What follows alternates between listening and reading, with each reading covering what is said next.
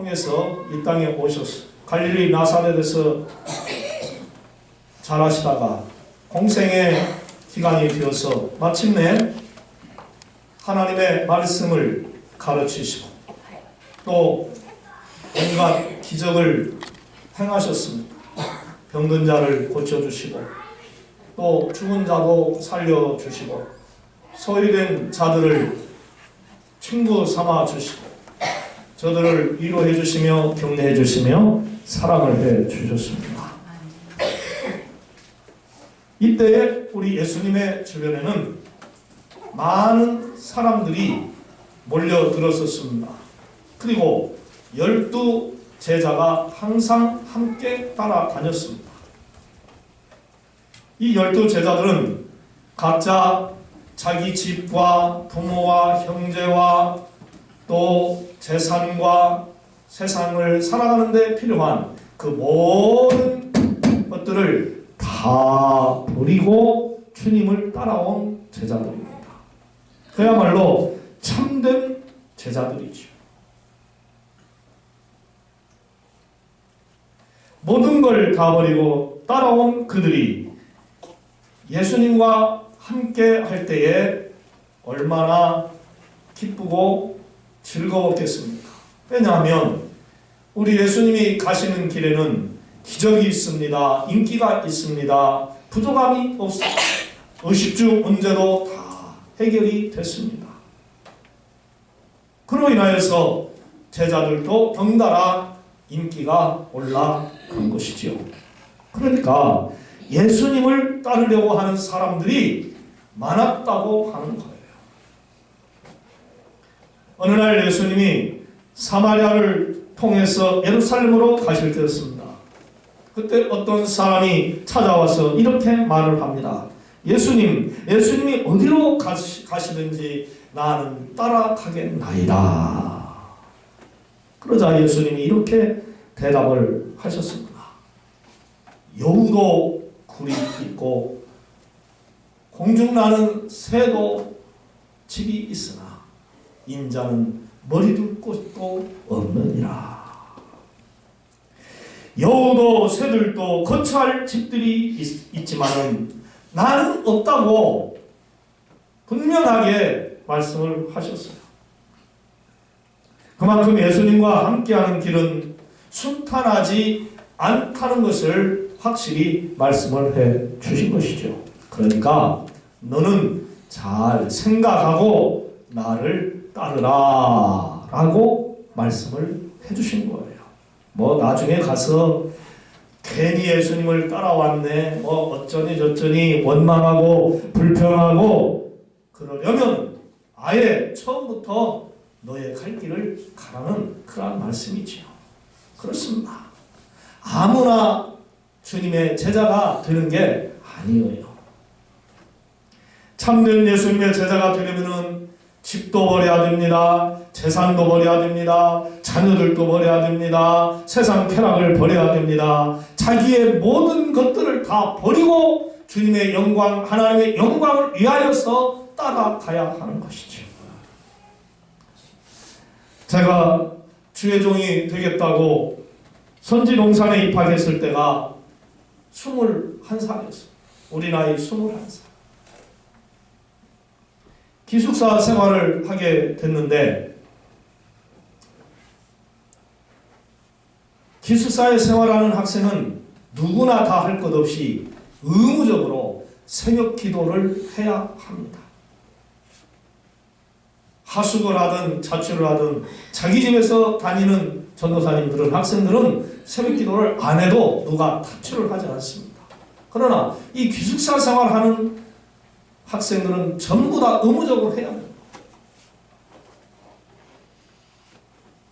콩이 잠들어 있는데 새벽 4시가 되면은 일어나서 기도하라고 벨이 울립니다. 스피커로 깨우는 벨이 울려요. 그래도 잠이 들어있으면 사감생들이 방마다 쫓아다니면서 새벽기도 가요. 새벽기도 가요. 얼마나 큰 소리로 하는지 저쪽에서부터 하는 그 소리가 들려요. 잠 좀 더 자고 싶은데 일어날 수밖에 없어요. 한 학기에 4번 또는 5번 정도 새벽기도를 빠지면은 아예 기숙사에 입사를 하지 못하게 하는 그런 법을 정해놓았어요.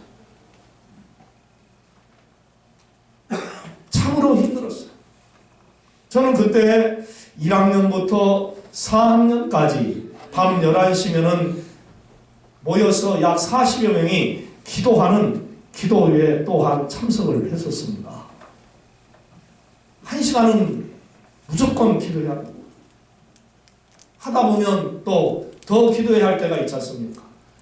12시 반이 돼도 기도하고 새벽 1시가 될 때까지도 기도할 때가 있었어요.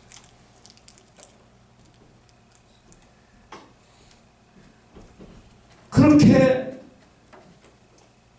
밤에 기도하고 새벽 4시에 또 깨어 일어나서 새벽 기도를 하려고 하니까 얼마나 잠이 부족하고 힘이 들었겠습니까?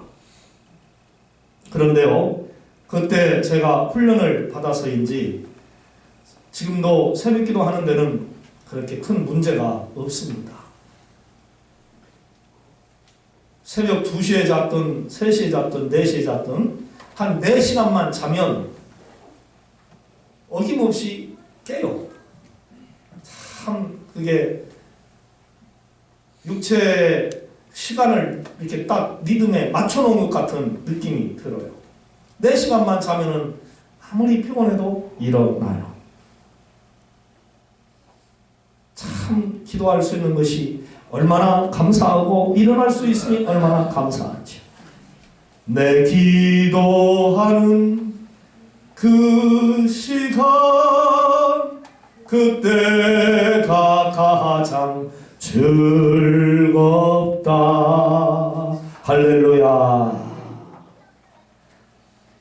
이 세상 근심 걱정에 얽매인 나를 부르사 내 진정 소원 주 앞에 낱낱이 바로 알려 큰 불행 당해 슬플 때 나 위로받게 하시네.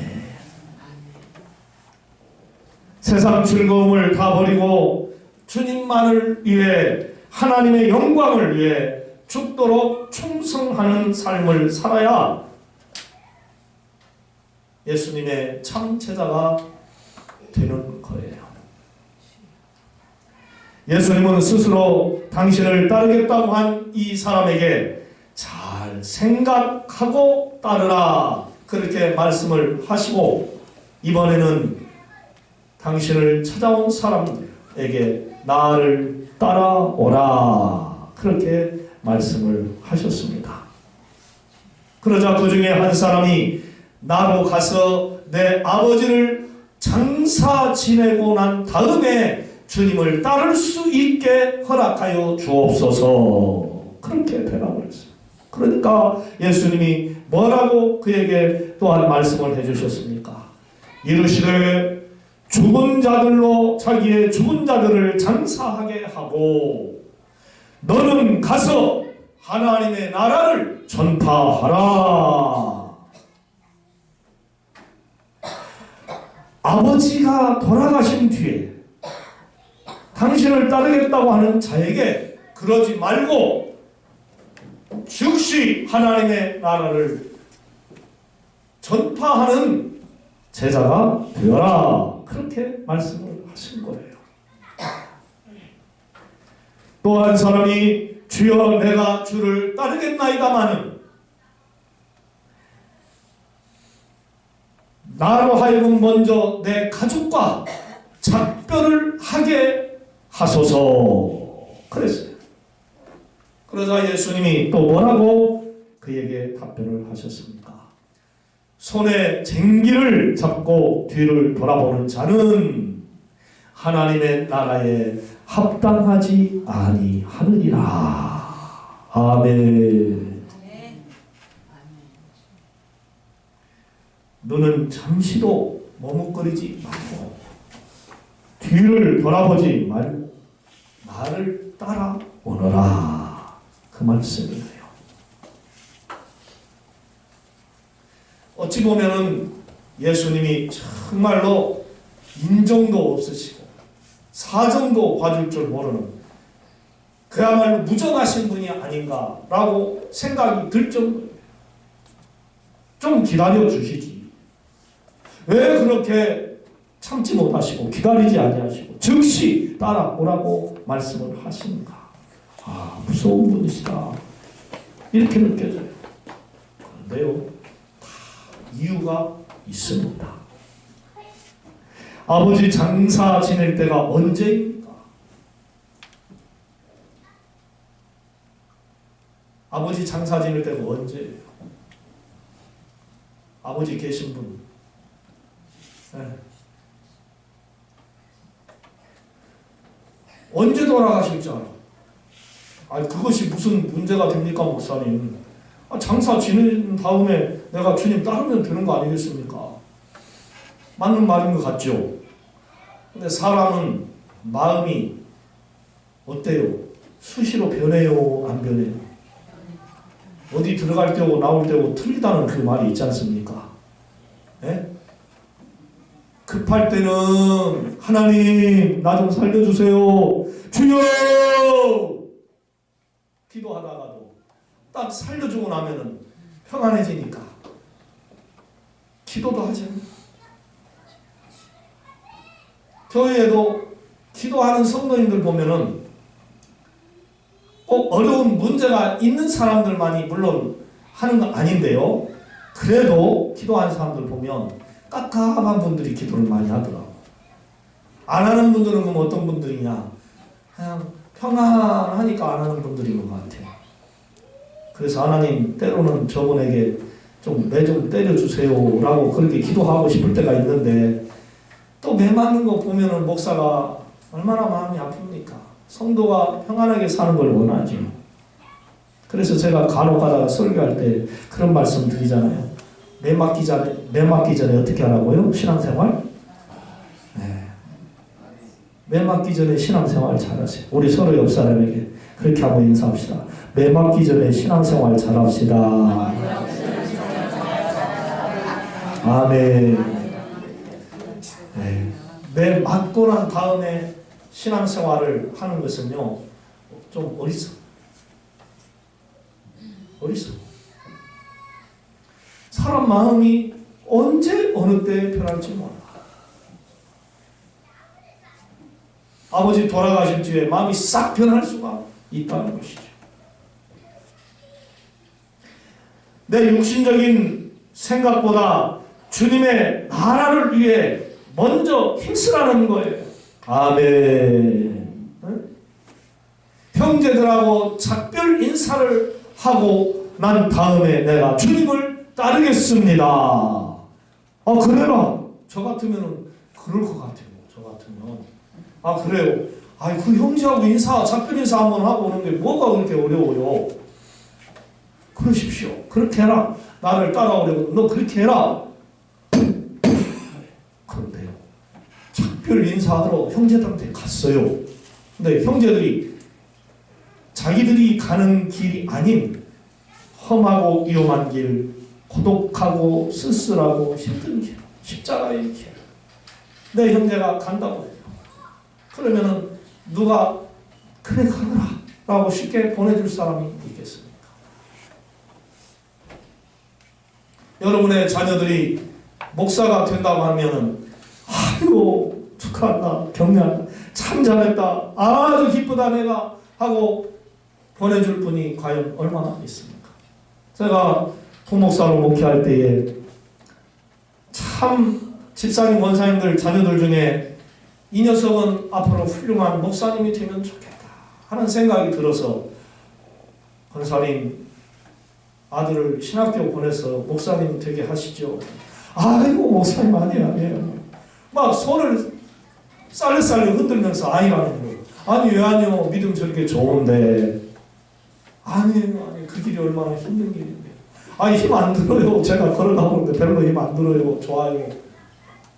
그래도 안 된다.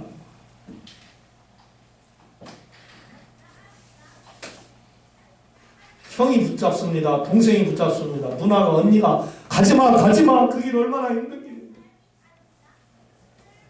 그러면 내가 좀 생각해 볼게요. 그러면 이러다가 가만히 생각해 보면 정말로 주의 종의 길이 쉽지가 않거든요. 그래서 포기하는 사람들도 얼마든지 있을 수가 있어요. 그러니까 사람이 마음 먹었을 때 어떻게 하나? 마음 먹었을 때 결정하라. 뜻을 이루어라. 네가 마음 먹었으면 그 길을 가라. 마음 먹었을 때. 네, 맞습니다. 시간이 흘러가다 보면 마음이 변할 수가 있어요.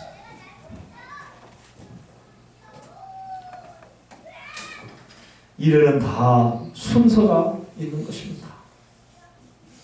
그런즉 너희는 먼저 그의 나라와 그의 의를 구하라. 그리하면 이 모든 것을 너희에게 더하시리라. 이것이 바로 예수님의 가르치십니다. 마태복음 6장 33절 말씀입니다. 우리가 많이 암송하고 아는 말씀이죠. 하나님은 우리들이 세상을 살아갈 수 있도록 모든 것을 다 예비해 두셨어요. 주의 종, 즉 제자로 살아갈 때에 의식주 같은 것을 걱정하지 않아도 된다고 우리 주님께서 말씀해 주셨어요. 마태복음 6장 30절에서 32절 말씀입니다. 내일 아궁이에 던져질 들풀도 하나님이 이렇게 입히시거든 하물며 너희일까? 그러므로 염려하기를 무엇을 먹을까, 무엇을 마실까, 무엇을 입을까 염려하지 말라. 이는 다 이방인들이 하는 것이니라. 너희 하늘 아버지께서 이 모든 것이 너희에게 있어야 할 줄을 아시느니라. 주님의 제자의 길을 가는 사람들은 뒤를 돌아보면 안 된다는 거예요. 오직 앞에 계신 주님만 바라보고 힘차게 걸어가고 달려가야 된다는 말씀입니다. 할렐루야. 주님만 바라봅니다. 주님만 바라봅니다. 예수님만 언제나 바라봅니다. 할렐루야. 주님만 바라보고 가야 진정한 제자가 될 수 있습니다. 모든 가정일, 세상 일들은 남아있는 식구들에게 맡기고 나는 나의 가는 길을 가는 거예요. 예수님 제자가 될 사람들이 더 이상 걱정하거나 염려할 일이 아니에요. 이제는 오직 주님만 따라가면 되는 거예요. 결코 자식된 도리와 형제가 된 도리를 저버리는 그러한 무책임한 것이 아니에요. 그저 주의 길을 나는 우리는 가는 거예요. 길이 정해져 있다고 하는 말들이 있지 않습니까? 맞습니다. 하나님께서 쓰실 자가 있고 세상에 살 수 있도록 놓아주는 자들이 있는 거예요. 다 예수님의 제자가 되는 게 아니에요. 예수님의 제자는 딱 12명이었어요. 더 많은 1000명, 1200명, 12000명, 12만 명이 될 수 있어야 되는데 12명만 제자로 선택하셨어요.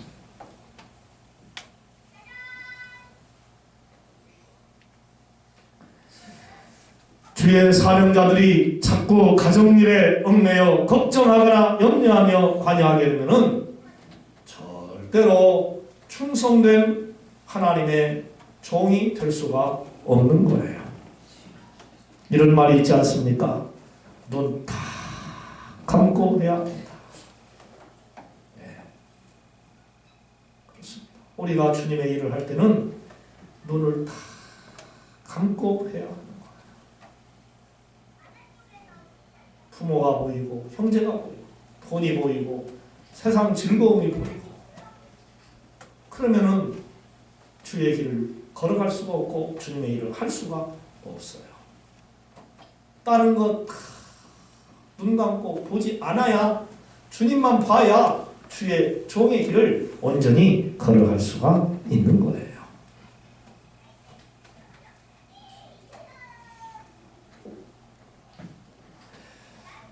본문 62절 말씀에 이런 말씀이 기록이 되어져 있습니다.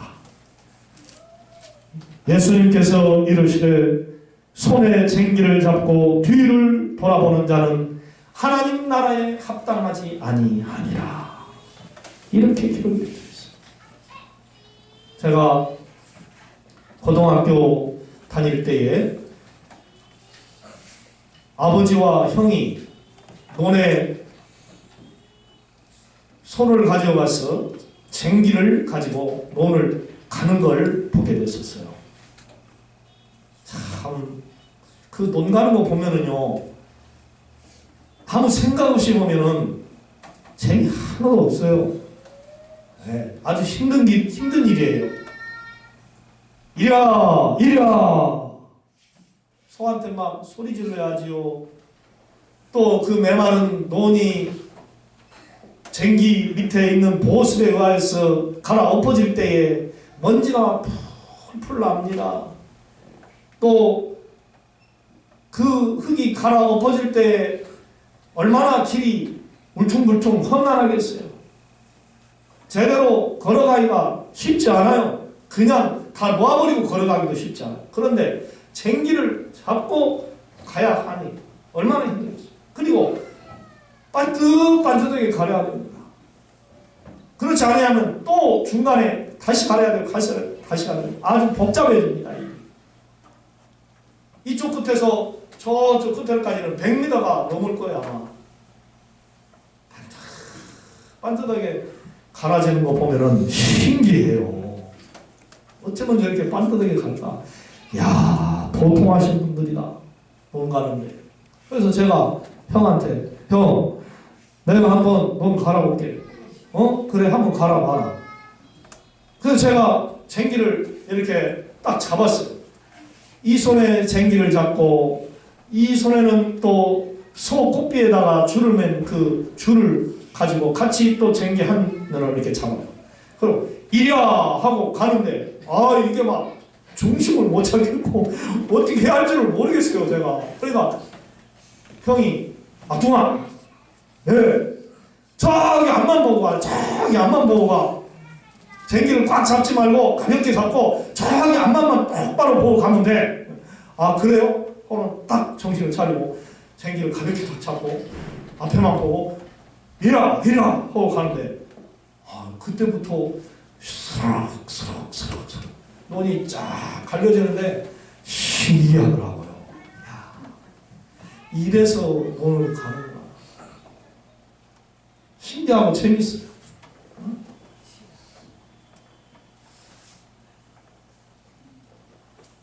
그렇습니다. 우리는 하나님 아버지께 모든 것을 맡기고 말없이 따라가면 온전한 주님의 제자가 될 수 있습니다.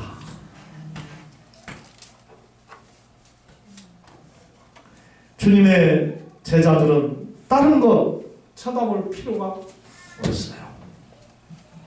집 걱정, 돈 걱정, 건강 걱정, 그 모든 세상 일들을 다 여호와 하나님께 맡겨야 할 줄로 믿습니다. 아멘. 주님께 다 맡겨야 우리가 마음이 편안해지고 모든 생활에 여유가 있고 감사가 있고 평안이 이루어집니다. 믿으시면 아멘. 우리가 일을 하는 것 같아도 그 일의 결과는 여호와 하나님께서 결정하신 분이셔요. 믿으시면 아멘. 그래서 사람이 마음으로 결정할지라도 그 발걸음을 인도하시는 이는 여호와 하나님이시니라. 그렇지 않습니까? 우리가 계획은 해요. 일은 해요. 그러나 되고 안 되고는 누가 하신다고? 하나님이 하신다. 그러니까 우리가 하려고 애써서 힘들게 고민하고 걱정하고 염려하고 눈물 흘리고 싸우고 원망하고 불평하고 이렇게 살 이유가 없다는 것이죠. 왜 너희는 마음에 근심하느냐? 왜 마음에 걱정하느냐? 주께서 걱정하지 말고 염려하지 말고 두려워하지 말라고 얼마나 많이 우리에게 가르쳐 주셨습니까? 나를 믿으니 여호와 하나님을 믿으라. 하나님을 믿으라고 하셨어요. 하나님을 믿는 믿음의 성도들이 세상의 모든 것을 다 그분께 맡겨버리고 주 안에서 신앙생활을 열심히 잘 할 때 그분이 우리의 모든 것 다 이루어주시고 우리의 마음에 평강을 주시고 구원 사역을 잘 감당할 수 있도록 능력을 주신다 이 말씀이에요. 믿으시면 아멘. 여러분 가정에 지금 얼마나 많이 먹고 마시고 입고 쓸 것들이 있습니까?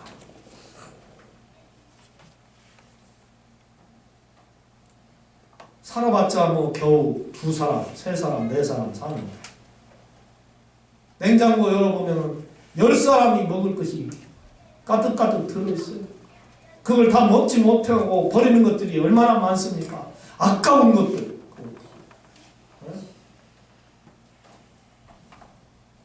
언제가 그거 먹고 갈 겁니다. 하늘나라. 그거 하나님이 다 우리에게 주신 걸로 믿으시기 바랍니다. 하나님이 다 입혀주고 먹여주고 재워주고 쓸 거 주고 다 그러십니다. 왜 그리 걱정하고 염려하면서 신앙생활을 게을리 하고 세상 일만 열심히 하려고 합니다. 여러분 우리는 하나님의 종, 목사요, 장로요, 권사요, 안수 집사요, 전도사요 주님의 일꾼들입니다. 바라옵기는 남은 생애를 주님의 영광을 위하여